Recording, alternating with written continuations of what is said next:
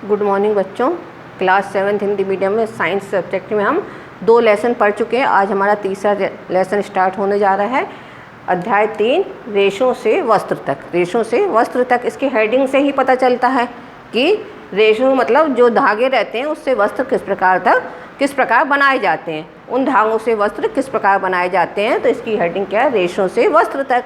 अब वस्त्र क्या है? जो पोशाक आप पहनते हो, है ना, जो आप कपड़े पहनते हो उसको हम क्या कहते हैं? वस्त्र कहते हैं या पोशाक कहते हैं। तो ये वस्त्र और पोशाक जो रहती हैं वो अलग अलग किस्म के रहते हैं, है ना, अलग अलग किस्म के कपड़ों से बनी हुई रहती है। जैसे आपने देखा होगा कि जो सिल्की कपड़े रहते हैं ना, सूती कपड़े कॉटन के रहते हैं, है ना, जो मतलब पहनते हैं, मतलब गर्मी में हम सूती कपड़े पहनते हैं जो हमें ठंडा मतलब देते हैं, और गर्मी में हम गर्म ऊलन कपड़े पहनते हैं, ऊनी कपड़े पहनते हैं जिससे हमारे शरीर को गर्मी प्राप्त होती है। तो अब ये क्या है? ये जो वस्त्र हैं आपने 6 में पढ़ चुके हो कि ये क्या है, रेशे क्या होते हैं, अलग अलग प्रकार के होते हैं। उसके अलावा पोशाक के अलावा हमारे मतलब जैसे घर में हम यूज़ करते हैं, बेडशीट बनाई जाती है, जो हम बैग लेते हैं बैग बनाए जाते हैं, कंबल बनाए जाते हैं, है ना, जूट के बोरे बनाए जाते हैं। तो इन वस्त्रों का इन तागों से कई चीज़ें बनाई जाती हैं। अब क्या है? ये तागों से मतलब रेशों से वस्त्र बनाए जाते हैं, तो कई प्रकार के बनाए जाते हैं और अलग अलग प्रकार के वस्त्र होते हैं, वो मैंने आपको बता दिया है। अब वस्त्र क्या है, क्या होता है? वस्त्र जो रहते हैं धागे से बनते, तंतु से बनते हैं। तो तंतु 2 प्रकार के होते हैं। तंतु क्या होते हैं? 2 प्रकार के होते हैं। एक आपने मतलब 6 में पढ़ा होगा कि प्राकृतिक तंतु और जंतु तंतु, जानता तंतु। जो प्राकृतिक रेशे रहते हैं वो हमें कहाँ से मिलते हैं? प्रकृति से मिलते हैं ना, प्रकृति से मिलते हैं, जिससे मतलब क्या क्या बनाया जाता है? सूती कपड़े बनाए जाते हैं, ऊन बनाई जाती है ना, बोरे बनाए जाते हैं। तो ये हमें कहाँ से मिलते हैं? पौधों से या जंतु से प्राप्त होते हैं, पौधे या जंतु से प्राप्त होते हैं। जैसे ऊन है, ऊन हमें किससे प्राप्त होती है? जंतु से प्राप्त होती है। रेशम के कपड़े रेशम के कीट से बनाए जाते हैं, तो वो किससे प्राप्त होते हैं? रेशम से प्राप्त होते हैं। ये क्या हमें जंतु से प्राप्त होते हैं। उसके अलावा जो सूती कपड़े पहनते हैं वो किससे बनता है? कपास से बनते हैं। तो हमें कपास कहाँ से प्राप्त होती है? पादप से प्राप्त होती है। उसी प्रकार जो बोरे, जूट के बोरे वगैरह बनाए जाते हैं या पाँव पोष वगैरह जो बनाए जाते हैं वो किससे? जूट से बने रहते हैं। तो ये जूट हमें क्या? नारियल के रेशे से प्राप्त होता है। तो ये नारियल के रेशे हमें कहाँ से प्राप्त होते हैं? पौधों से प्राप्त होते हैं।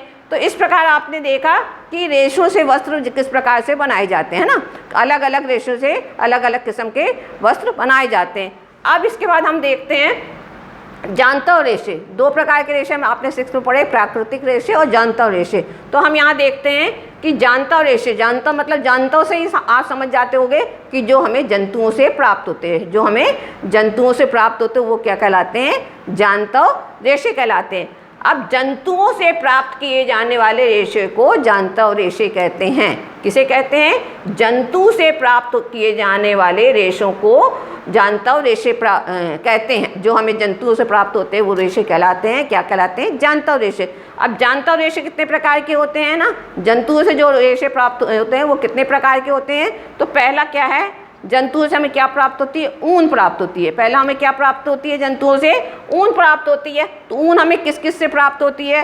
भेड़ से, बकरी से, याक से ना, ऊंट से आदि जानवरों से हमें क्या प्राप्त होती है?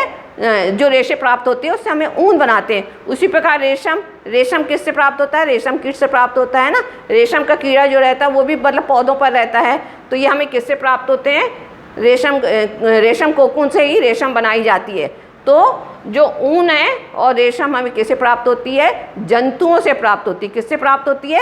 जंतुओं से प्राप्त होती है। तो जंतुओं से प्राप्त होने वाले जो रेशों को क्या कहते हैं? हम जानता रेशे कहते हैं। जंतुओं से प्राप्त होने वाले रेशों को हम क्या कहते हैं? जानता रेशा कहते हैं। अच्छा, आप जानते हो कि ये जो ऊन प्राप्त होती है तो भेड़ हो, बकरी हो, तो उनकी त्वचा पर क्या होते हैं? घने घने बाल होते हैं, है ना, घने बाल होते हैं। तो उनके शरीर पे घने बाल क्यों होते हैं?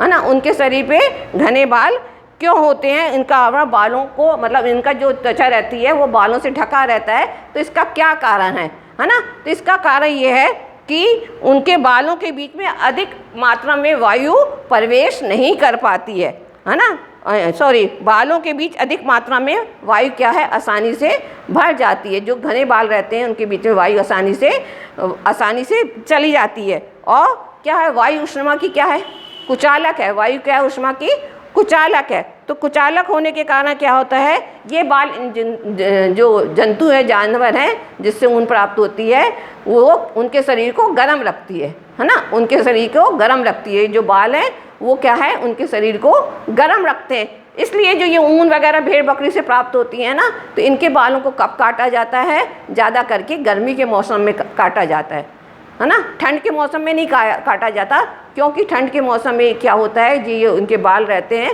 वो उसमें वायु है आसानी से प्रवेश कर जाती, भर जाती है, जिसके कारण से उनसे ठंड नहीं लगती है। और ये जो वायु है ऊष्मा की कुचालक है, जिसके कारण उनका शरीर गर्म रहता है।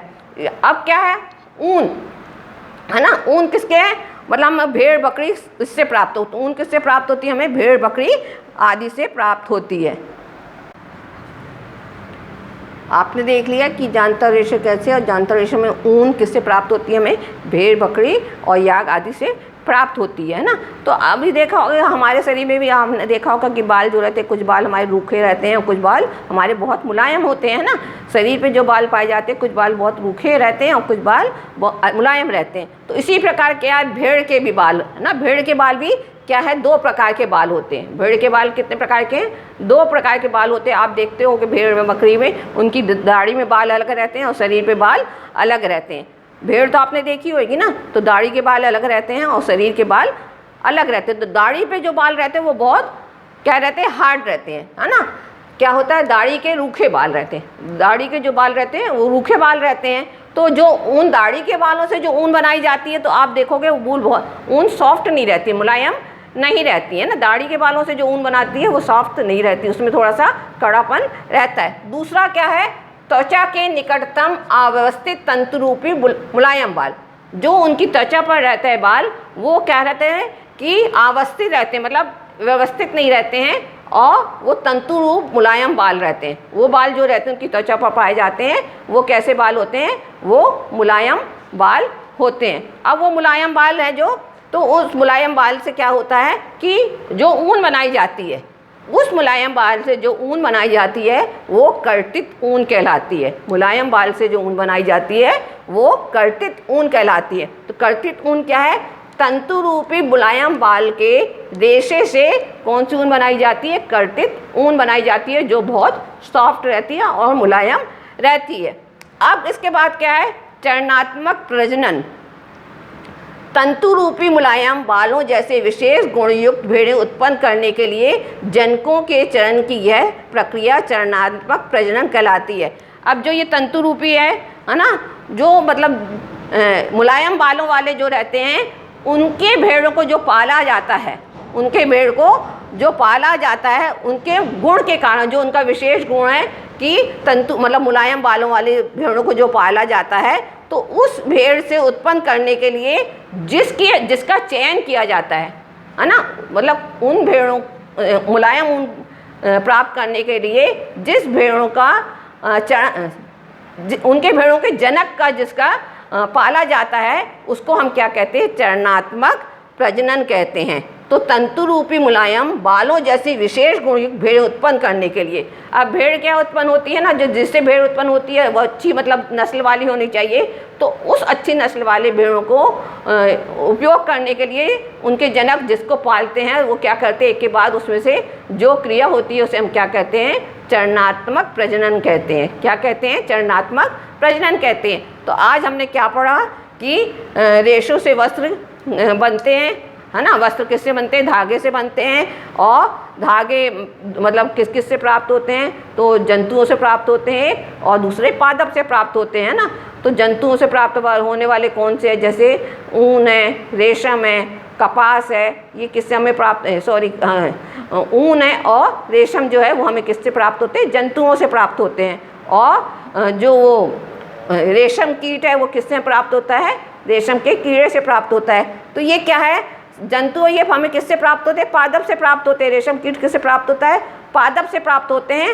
और जो सूती कपड़े पहनते हैं वो हमें कपास से प्राप्त होता है। तो ये किससे हमें पादप से प्राप्त होते हैं। तो ये ऊन जो है रेशे हमें दो प्रकार से प्राप्त होते हैं, एक प्राकृतिक रेशे होते हैं और दूसरे पादप से प्राप्त होने वाले रेशे रहते हैं। जो प्रकृति से प्राप्त होते हैं वो प्राकृतिक रेशे कहलाते हैं, जो पौधों से प्राप्त होते हैं और उनके जो पौधों से प्राप्त होने वाले, जैसे रेशम कीट किस में रहता, पौधों से रहता है ना, पौधों पर रहता है। कपास का पेड़ रहता है, उससे क्या बनाया जाता है, सूती कपड़े बनाए जाते हैं। तो ये क्या कहलाते हैं, पौधों से प्राप्त होने वाले रेशे कहलाते हैं। जंतुओं से प्राप्त होने वाले रेशे दो प्रकार के हो गए, जैसे ऊन है और रेशम कीट है। ऊन किससे प्राप्त होती है, ऊन हमें भेड़ से प्राप्त होती है, बकरी से प्राप्त होती है, याक से प्राप्त होती है, ऊँट आदि जानवरों से प्राप्त होती है। और रेशम का कपड़ा हमें रेशम कीट से प्राप्त होता है। अब क्या है, ये जो बाल रहते हैं, भेड़ आपने देखना बताया मैंने, भेड़ के शरीर पर अलग अलग किस्म के बाल रहते हैं। जो उनके दाढ़ी के बाल रहते हैं वो क्या होते हैं, रूखे बाल होते हैं। तो उनसे जो ऊन बनाई जाती है वो बहुत सॉफ्ट नहीं रहती है। और दूसरे कौन सी होती है कि त्वचा के निकटतम उनके जो मुलायम तंतु पाए जाते हैं। मुलायम तंतु मतलब बाल जो रहते हैं उनके बहुत मुलायम रहते हैं, और उससे जो तंतु बनाए जाते हैं वो उससे क्या होता है, उस मुलायम तंतु से जो ऊन बनाई जाती है वो क्या कहलाती है, कर्तित ऊन कहलाती है। क्या कहलाती है, कर्तित ऊन कहलाती है। फिर चरणात्मक प्रजनन मतलब तंतु रूपी मुलायम बालों जैसे विशेष गुण वाले जो भेड़ रहती है उन्हें उत्पन्न करने के लिए जिसका चयन किया जाता है, जिस भेड़ों का चयन किया जाता है उसे हम चरणात्मक प्रजनन कहते हैं। तो ये आज आपने इतना पढ़ लिया, जांतव रेशा पढ़े हैं। जांतव रेशा के बारे में आपने पढ़ा कि ऊन प्राप्त होती है, और उस भेड़ के बारे में पढ़ा। आगे इसके आगे हम कल पढ़ेंगे कि ऊन से क्या है, रेशों से ऊन किस प्रकार से बनाई जाती है, रेशों से ऊन किस प्रकार से बनाई जाती है, किस किस चरण में क्या होता है, ये हम कल पढ़ेंगे। तो जितना ही आज हमने पढ़ाया है उसको आप अपनी कॉपी में नोट कर लेना और इसकी अच्छे से आप पढ़ लेना। आपको ये सब समझ में आ गया होगा। इसके आगे का हम कल देखेंगे।